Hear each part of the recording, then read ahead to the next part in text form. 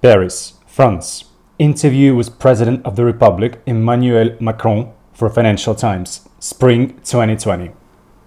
We have reached a moment of truth when we have to decide whether the European Union is a political or just an economic project. I believe it's political.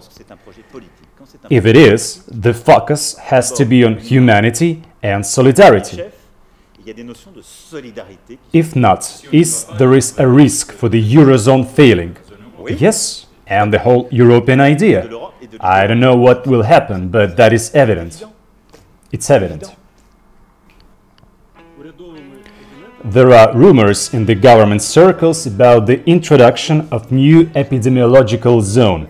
Among other things, there is talk of implementing a so-called purple zone, and a strict curfew is being imposed from 3 to 4 in the morning.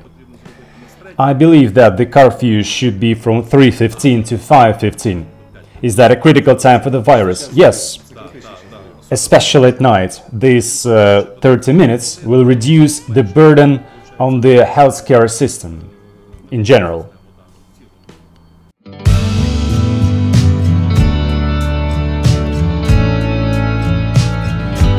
What is more dangerous, the coronavirus or the virus of populism?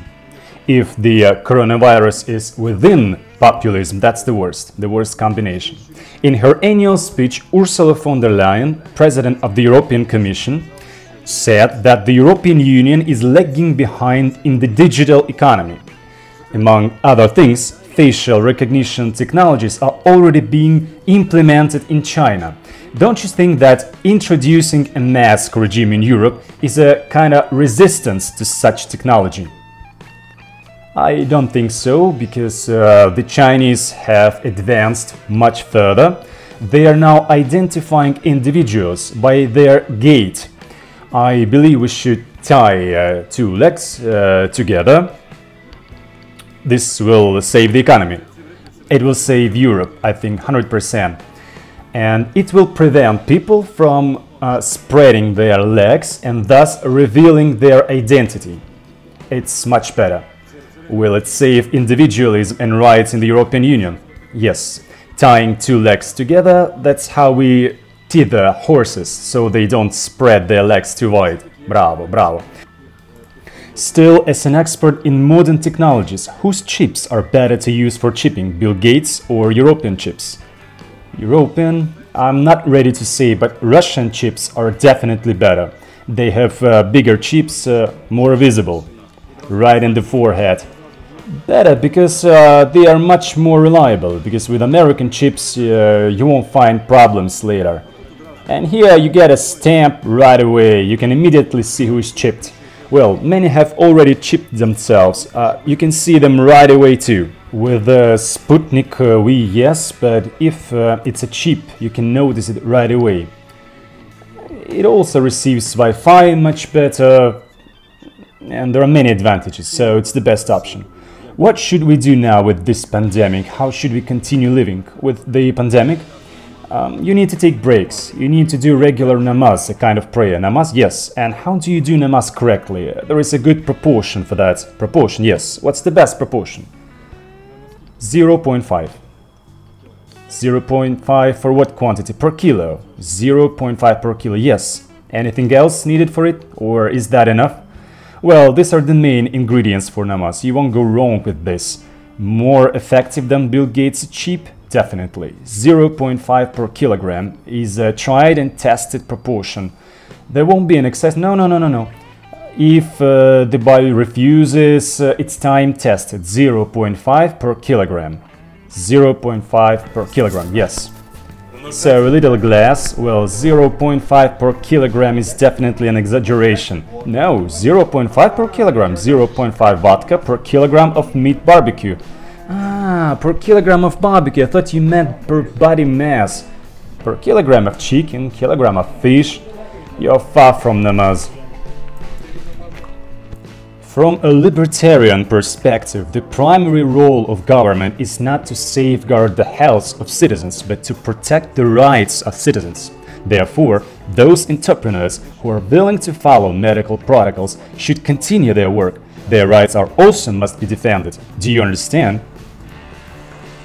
The topic of the protection of entrepreneurs' rights, like once before, has been raised in Austria. However, during times of crisis, the defense of freedom relied upon scoundrels' shoulders. Herbert Kickler, former Minister of the Interior Affairs of Austria, far-right nationalist Austrian Freedom Party, 17.2% of the population's support in the 2019 elections. I have few simple questions. Why is the overall trend of decreasing mortality also positive in Sweden, alongside other countries that imposed strict lockdown measures? And Chancellor, why hasn't the healthcare system as a whole or intensive care medicine collapsed in Sweden? You're aware that in Sweden, public life continues with minimal changes. Businesses and restaurants are open. People go shopping and meet with friends. Children attend daycare centers. Schools, also elementary schools, continue to educate children. According to your theory, Chancellor, Sweden should have had no less than 100,000 casualties. There should have been an explosive surge in infections. You were talking about this in early March. You mentioned a calm before the storm. You declared that the entire healthcare system, including intensive care, would collapse with bombs and grenades if your path wasn't followed. You predicted mass extinction. You presented your path as the only option. But why hasn't that been the case in Sweden? Why haven't they converted hockey stadiums into morgues? After all, this was your visualization, Chancellor. For many weeks, you have been working on such a visualization. Not a single press conference with you, not a single interview where you didn't paint scenarios of horror in the darkest tones. You knew this perfectly well and did exactly what you are now denying. Specifically, you instilled fear and terror in the entire population. You made sure that the media displayed as many pictures of coffins as possible. This means you were counting on instilling fear in the population. You pressed on the primitive fear of people, the fear for their own health and lives. And you know that you led them to the new normality, which now feels like a kind of reporting to the authorities about those who violate the rules, almost like in Stasi way. You frightened people so much that they wear masks alone in their cars. This does not protect them from anything at all. People wear these masks wherever they go, even where there is absolutely no threat, and they do not pose any threat to anyone, because you systematically prepared the ground for this. You have gone so far that going a kilometer from your own home and going out into nature has become equivalent to get a disease. People became suspicious about those who disagree, and they are isolated from others. This is the new normality. Without all this dramatic staging with coffins and so on, there would have been no need for a savior. Those who criticize this scheme are labeled heretics. There is something wrong with their heads. Worst of all, they don't fit into your concept. And this is also the result of the past weeks, the new normality. Because the results of your policies can be quantified, real, measurable results with a cause and consequence relationship. 900,000 people with reduced working hours and uncertainty about what comes next. Hundreds of thousands of unemployed people who don't know if they can return to work and under what conditions. For them, Christmas this year will be sad. Just like for many entrepreneurs on the brink of survival. Thousands of efficient entrepreneurs, small and large, in all sectors, lost their livelihood overnight thanks to you. You turned them into paupers and denied their legitimate right to full compensation. These are cause and consequence relationships. You like to talk about lighthouses. Here are lighthouses of the new normality, with bureaucracy as a hardware and fear as a software.